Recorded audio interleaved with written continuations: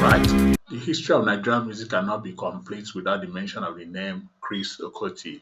You might have known him as the pastor and leader of Household of God Church of Nigeria and the leader of the French Democratic Party of Nigeria as a politician, but this is the story of Chris Okotie, the pop star, the wonder boy of Nigerian music, the man who changed the face of music in the early 80s from the band-led Afrofunk era to the definitive pop era. Stay tuned as we continue. Chris Okotie was born in what is called Delta State of Nigeria, in the Niger Delta area of Nigeria. It did not take so long before he discovered his musical inclination, which came to play in high school at Edo Boys High School in Edo State, where he formed group and started singing along his mate. He later gained admission to the prestigious University of Nigeria, Nsukka, where his musical talents blossomed. At some point in the university, his musical talents overwhelmed his academic talents, prompting him to stay away from school for a while to start a musical journey that turned into one of the biggest revelations in Nigerian music ever. He had to leave school for a bit to release and record some of his albums. In so doing, he influenced some of his mates and colleagues such as G.O.B. and Amas Grill, who were also students of the prestigious University of Nigeria and Nsukka, into jumping into the blossoming music scene of Nigeria in the early 80s. It's not very clear when Chris Okotie started his career as a recording artist. What we know is that we can only make a mathematical deduction. Back in 1981, a little known record label based in Onitsha, Nigeria, in the southeast part of Nigeria, released two albums for Dutch couple Nina and Fredericks. The first album was tagged 002, that's the company catalog 002. The second album in the same year was tagged 003. However, Chris Okotie had released an album for this same little known company, and that album was tagged 001, prompting him to be the first artist to be signed and released by this little known record label. Bear in mind that in 1980, Chris Okotie had released an album, his very first album for Phonodisk, I Need Someone. This means that the release by this little known record label in Onitsha must have preceded 1980. So probably Chris Okotie started his recording career very late in the 70s, but it is not certain because the album from research is not dated. By the way, the name of that little known record label based in Onitsha that released Chris Okotie's In the Beginning album was called IRIL. I don't know how many people remember such a label, but that is where Chris Okotie first came out from with his album In the Beginning or Chris Okotie in London. What is, however, clear is that the album that Chris Okotie released for this little known label came in two variants. One was titled In the Beginning, and the second was titled Chris Okotie in London. The Chris Okotie in London album had additional tracks to the one titled In the Beginning. And that album, whatever variant, had one particular track, Goodbye Teacher, which later featured in the subsequent release by the artist.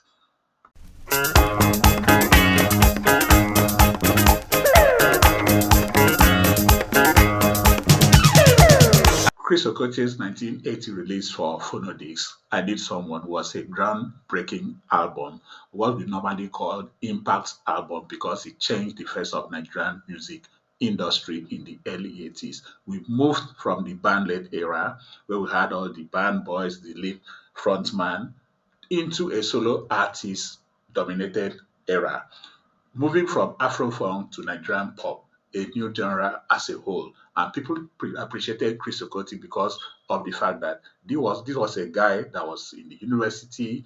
It was not so common to have artists coming from school or coming from the university because as at then music was thought to be a profession for dropouts. But Chris Okotie changed all that. His colleagues, G.O.B., Amas Grill, and several other guys from the campuses jumped onto this music scene as at that time, prompted by the success Chris Okotie recorded with this first album.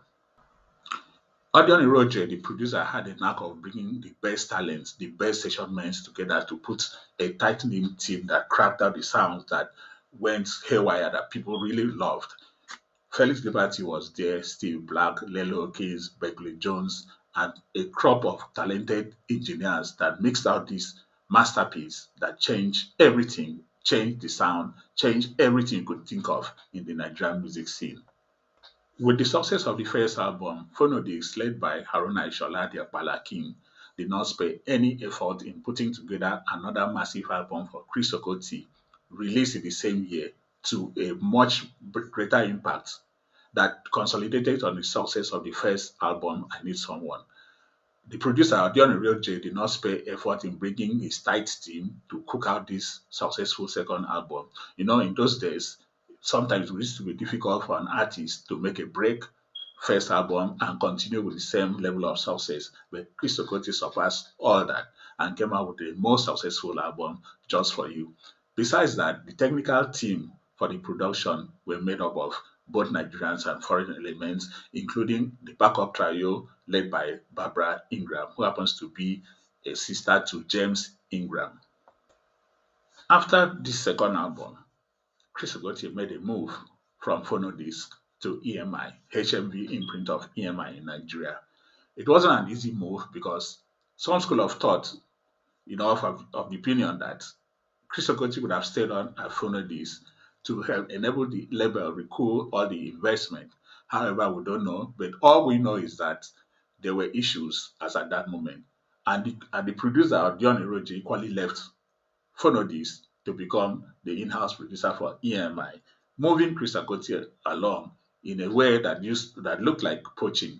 However, Chris Okotie moved to EMI, the HFV imprint of EMI, and recorded another album in 1981 titled Show Me Your Backside.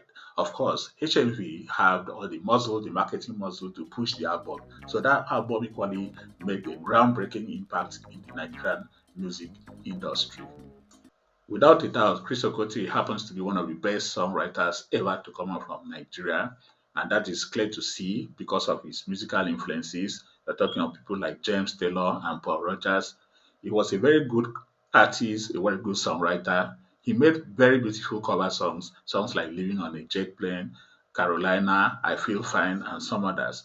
And this is one of the things that marked him out as a great songwriter, a great cover artist, and of course, a great singer. In 1982, Chris Okotie released his second album for HMV imprint of EMI in Nigeria, and that album was titled Please Don't Go.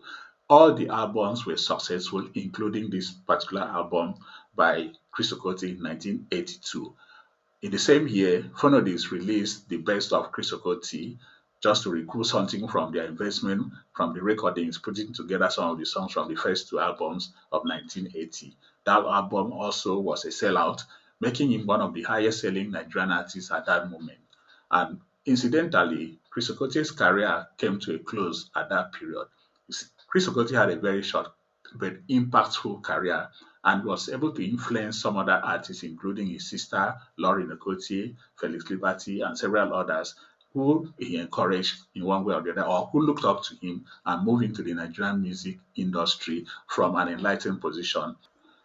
Much as it was difficult for a lot of people to bear or understand, Chris Okotie left the stage in 1984 to become a pastor, and he started his church, the Household of God Church of Nigeria, and he has continued to do charitable things using his platform like Caris, which is set up as a part of the church, helping people in need, helping vulnerable people in the country. He also delved into politics, though he has not been so successful with that as the leader of a political party called Fresh Democratic Party of Nigeria. But that is not the story we are about. We are concerned about this flamboyant, eloquent artist that live up to the billing of a star in Nigerian music industry.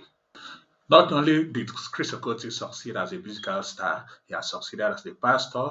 On top of that, he went back to University of Nigeria, Nsukka, to complete his degree in law and went on to the Nigerian Law School where he was called to the bar and has succeeded in all fronts, musically, academically, and spiritually.